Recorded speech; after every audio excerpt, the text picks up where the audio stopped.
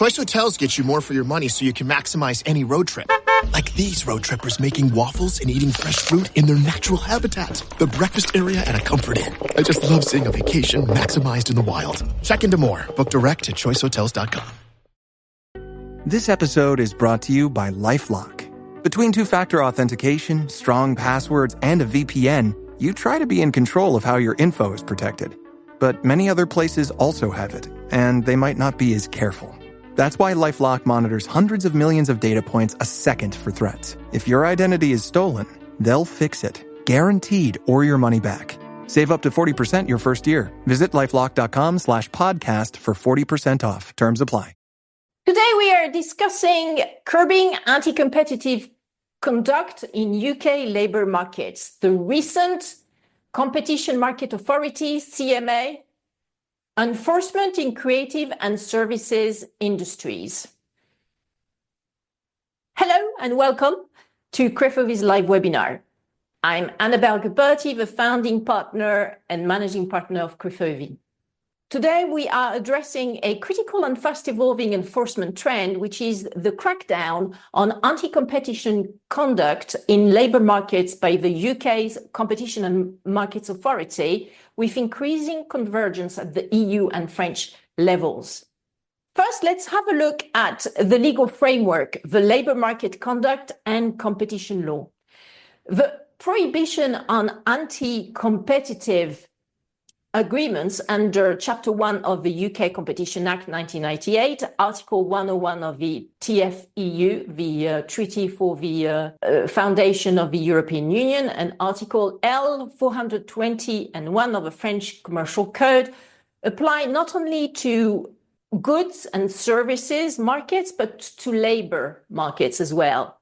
Agreements such as wage fixing or harmonization of freelance rates, no-poach or non-solicitation pacts, exchanges of sensitive pay data are now firmly treated as by-object infringements akin to price fixing or market sharing cartels.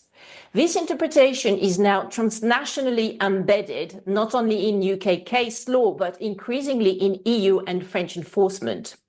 So let's have a look at the UK case, the sports broadcasting decision. On the 21st of March 2025, the CMA issued a major infringement decision against BBC, BT, ITV, IMG and Sky. The key facts were that 15 infringements occurred between 2014 and 2021. The collusive exchanges of freelancer rates information via email, WhatsApp meetings. A £4.2 million fine was delivered to Sky. Received full immunity because Sky actually was a whistleblower with the CMA, the Competition and Market Authority. They whistled the blower. And therefore, that's a type A leniency that they were managed to take advantage of. WhatsApp chats alone were enough to establish unlawful coordination.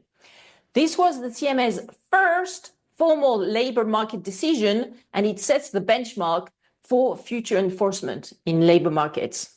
Now, another case is in the UK is the non-sports TV production case. A separate case opened in 2023 involving production houses including Sister, Hat Trick, Hartswood Films and Tiger Aspect. Overclosed in March 2025 for administrative prioritization, the CMA explicitly stated that it reserves the right to reopen proceedings. This signals the CMA's intention to continue policing labour practices across all segments of the creative sector. Another ongoing case in the UK by the CMA is the fragrance supplier case. It's still active and it targets fragrance giants such as Firmenich, Givaudan and IFF. So the scope is that there's a coordination on pricing and access to fragrance markets. And from January 2024, there's been an expansion into no-poach and recruitment restrictions. And so Symrise has now been removed. Symrise is also a big player in the fragrance industry. Symrise, and it's been removed in May 2025, effect of reprioritization. So the CMA is collaborating with the European Commission, the US Department of Justice, and Swiss authorities, underscoring this is a cross-border enforcement priority in the fragrance industry. A statement of objections may be issued imminently and by the CMA, and the statement of objections is actually a list of all the wrongdoings under competition law that the CMA thinks that these fragrance companies have been doing. So let's wait and see in relation to that case. Now, in EU and France, there's also a trend towards labour market enforcement. EU and French authorities are converging with the UK authorities. The European Commission has, in particular, its department, DG Comp for Competition, has issued policy statements and commenced inquiries into wage suppression and no-poach behaviour within cross-border joint ventures and franchises. And in France, the Autorité de la Concurrence, so a French competition authority, has started preliminary investigations under Article L420-1 of the Code de Commerce. It has clarified that no-poach agreements and salary fixing between competitors are illegal. Agreements between franchisees or between companies contracting the same freelance workforce, for example, VFX studios, dubbing agencies, etc., are within scope.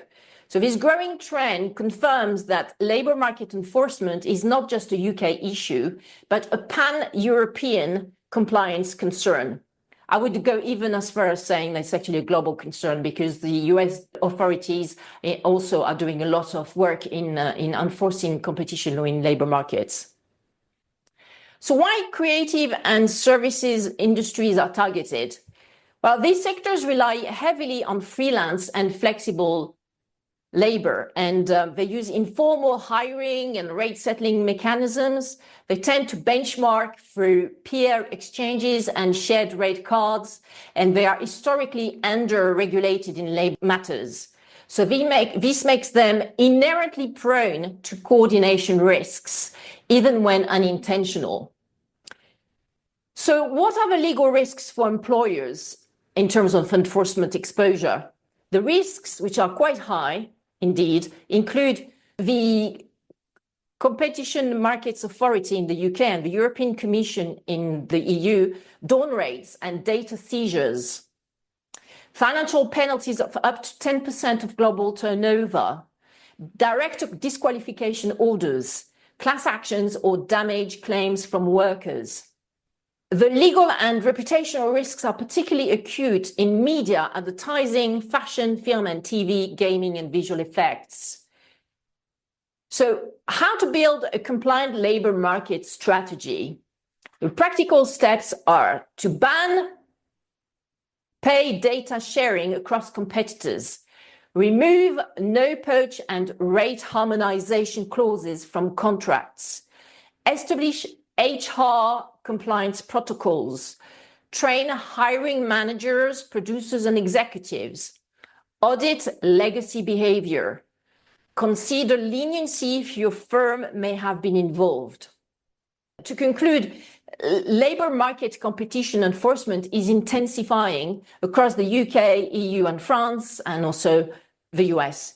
The CMA's actions are coordinated internationally. Creative and service industries must adapt fast. Okay, that's it from me today. Thank you for your attention. Talk to you soon. Bye.